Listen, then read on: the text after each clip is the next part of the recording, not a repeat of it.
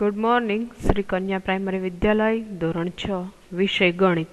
હવે આપણે જોઈએ ચેપ્ટર નંબર 13 સમમિતિ. બરાબર, સમમિતિમાં જોઈએ સ્વાધ્યાય 13.1 નો થોડો અભ્યાસ કરીએ. શું કે છે જોઈએ. જો સ્વાધ્યાય 13.1 ની અંદર આપણને આપેલું છે, તમારા ઘર અથવા તો તમારી શાળામાંથી કોઈ પણ 4 સમમિતિ વસ્તુઓની યાદી બનાવો. એવું કહે છે કે 4 ગમે કોઈ પણ સમમિતિ થતી હોય એની યાદી બનાવવાની. સમમિતિ એટલે શું એ પાછું જોઈ લઈએ.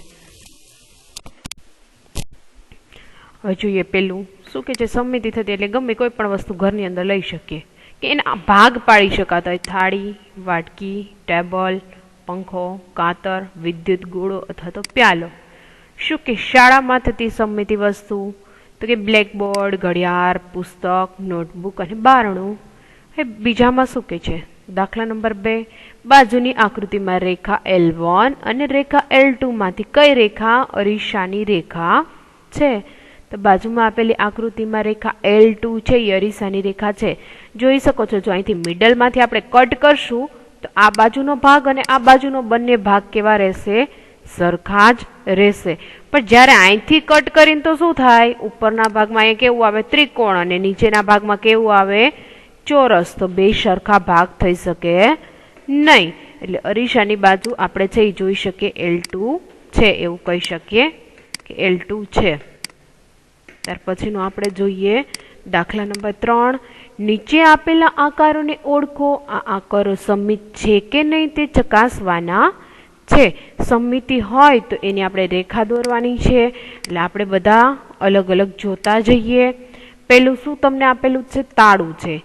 આ આપેલો આકાર એ સમમિત છે, સમમિતિ રેખા દર્શાવે છે. જોઈ શકો છો, જો તાળાને વચ્ચેથી અહીંયા આપણે કટ કરવામાં આવે તો બે બાજુનો ભાગ સરખો જ દેખાય છે. એ જ રીતે બીજામાં જોઈએ, તેમાં તમને શું દર્શાવેલું છે? પ્યાલો દર્શાવેલો છે. બરાબર, ગ્લાસ છે અને વચ્ચેથી કટ કરો તો બંને સરખો જ દેખાય છે. પછી સીમાં તમે જોઈ શકો છો, એ આકાર છે ને કટ કરો. જો કદાચ અહીંથી કટ કરીને તો શું થાય? નીચે આ ભાગ રહે, ઉપર ગોળ રહે. બરાબર, આમ ઊભો કટ કરીએ તો શું થાય? અર્ધ ગોળાકાર રહે, આ બાજુનો અલગ ભાગ થાય. એટલે શું છે? સમમિતિ છે નહીં, એવું કહી શકે કે એની સમમિતિ છે નહીં. ત્યાર પછીનું આપણે જોઈએ. ત્યાર પછી જુઓ તમે ડી માં તમને શું છે? તમને ડીમાં એક ટેલિફોન બતાવેલો છે. ટેલિફોનને તમે વચ્ચેથી કટ કરો છો તેમ કે છે કે હા, બે બાજુ સરખું સરખું બતાવેલું છે, સમમિતિ રેખા દર્શાવેલી છે. એ રીતે તમારે ડોટ ડોટ દ્વારા કરવાની રહેશે. પછી જોઈએ ઈ. આપેલા આકારો સમમિતિ છે તો સમમિતિ રેખા દર્શાવો. જો ઊભા ભાગ કરશું તો એક બાજુ ગોળાકાર વક્ર ભાગ આવશે ને એક બાજુ નહીં આવે. એટલે આપણે શું વચ્ચેથી આડો ભાગ કર્યો છે, જેથી કરીને આપણને સમમિતિ રેખા દર્શાવી શકાય છે. ત્યાર પછી એફ આપેલો છે.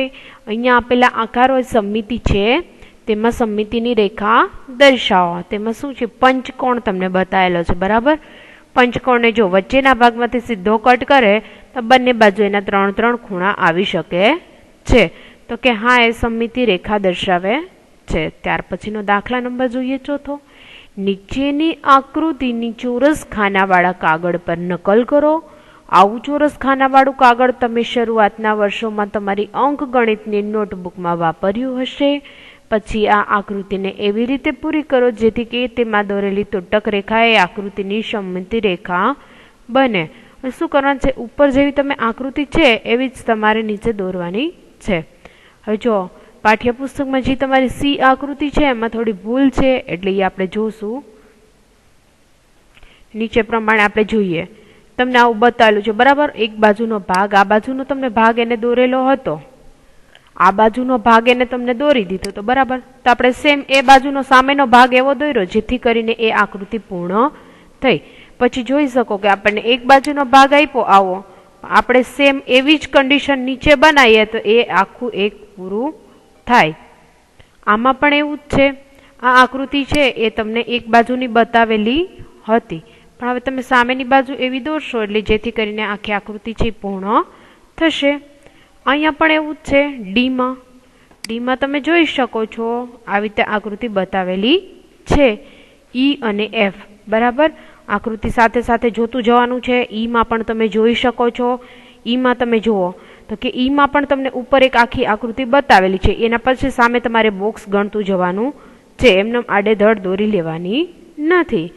જોવાનું છે કે ઉપર કઈ રીતે દોરેલી છે એ જ રીતે તમારે દોરવાની રહેશે.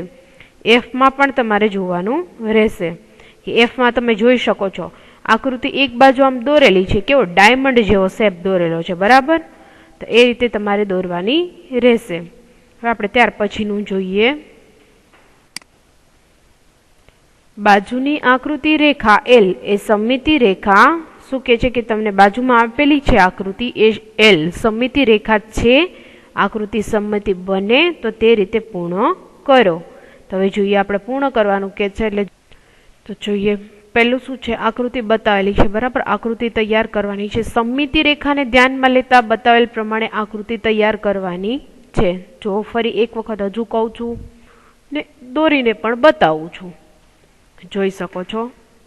અહીં જો તમને શું એક બાજુની આટલી આકૃતિ આપી,